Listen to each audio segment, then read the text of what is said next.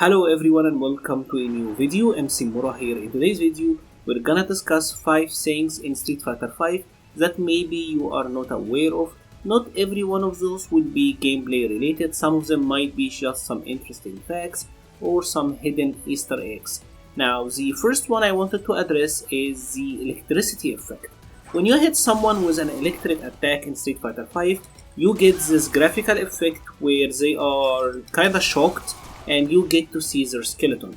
This is obviously a throwback to the electricity attack that Blanka had in Street Fighter 2.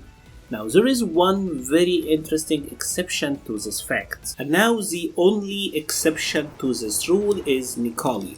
When you hit Nikali with an electricity attack, he will have the yellow and black screen effect just like everyone else, but notice you will not actually get to see a skeleton underneath his skin.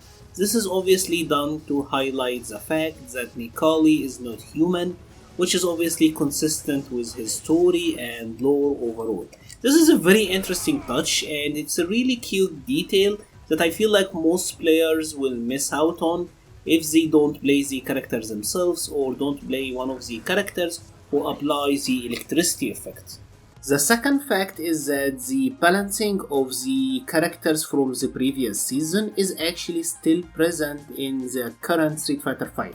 If you're a newcomer who didn't play the earlier seasons of the game and you've always heard that Season 1 Ryu was very good, but you just joined the game in Season 3 or Season 4, well, you can actually play as Season 1 Ryu in the current Street Fighter 5. Just head to the challenges and then check out the trials. Each volume is pretty much a season, so if you pick up the volume 1 and pick up Ryu for example here, you will be playing as the Season 1 version of Ryu. And he will be balanced exactly the same. Notice he have his old crouching heavy punch, he will have his old moveset and balance. Maybe you will find out that Ryu had a ridiculous throw loop in the corner that was actually pretty nasty. Obviously he had the meterless DB still. There was a ton of different versions of each of these characters and you can still check them out if you want. Well, how about a character like our Mika? You might have heard that Season 1 Mika was kinda ridiculous, that she had an invincible wall, and this is actually true. And you can try this out for yourself in the trials mode. Obviously this doesn't replace or isn't a good alternative to training mode, but it is fun that at least there is the option to try out the older versions of these characters and checking out what sort of combos and mix-ups that they had that are not available anymore.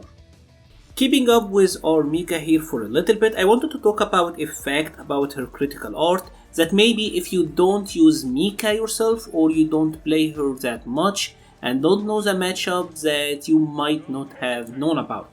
This have to do with her critical art.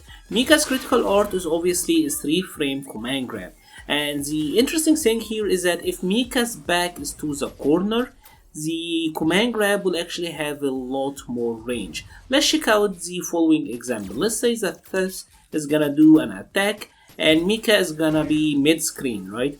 If you happen to block this, let's try to punish. Obviously we will not reach, right? Frame data wise we should be able to, but there's just too much pushback.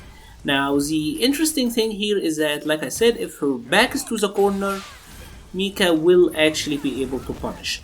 This is because Mika moves backward during the CA startup. So when she's like the ass slap thing, she's actually moving backwards. Because her back is to the wall, there isn't anywhere to walk backwards to, so she will just move forward and she gets added range on her critical art. This will allow Mika to punish so many things that usually she can't, and it is a really good strategy to lure the opponent if you are the Mika player. Vega is the only character in Street Fighter 5 who have a special move that can only be activated on a certain stage. This obviously have to do with his cage climb and the Flamenco Tavern or his stage, right? It's a reference to his Street Fighter 2 boss fight, but this attack is actually a lot more unique than it appears. First of all, it is the only special move in the game that actually require an EX bar to execute, right? You can't do this attack with the regular charge. You have to actually spend 1 bar of EX just to do it, which is pretty unique for Street Fighter V. Once Vega is on the wall, he's actually fully invincible. You can't hit him at all, so it allows for a lot of timer scan. And once he's up there, he can actually move and get to attack you with it. It's a very unique attack and very interesting one at that. I wonder if it is something that Capcom can maybe introduce in the future games, like have character specific, stage specific attacks. Maybe it is something that can be done, kinda like the interactables from the first Injustice. I think it can lead to some interesting results, but we will have to wait and see. But for now, Vega is the only character in Street Fighter V who have such an ability. You can perform special moves in Street Fighter V by holding and releasing the attack buttons instead of just tapping them. For example, this is the traditional Hadouken input. I do a quarter circle forward and then I press a punch button, and this will result in a Hadouken coming out.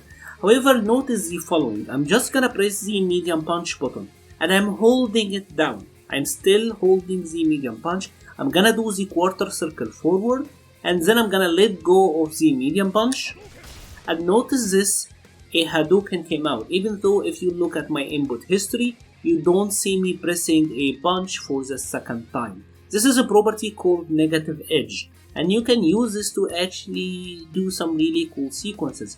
For example, here I'm gonna do a Hadouken and a Shoryuken with a single button press, right? Negative edge is primarily how you do the Minat V-Trigger 1 combos, where you have 6 orbs and you have to release them at specific timing. You pretty much hold whichever button you wanna use, and then you let it go at that specific moment and the corresponding orb will get released and hit the opponent, right? So the release of the button, that itself is considered as an input by Street Fighter V, and this is a general mechanic that is present in many fighting games as well, but maybe some of you might not have been aware of and maybe have not used before. If you have enjoyed this video, please leave a like or a comment, it helps the channel so much. I will be leaving a link to the Patreon page and the Discord server page in the description below. Thank you very much for watching and stay safe.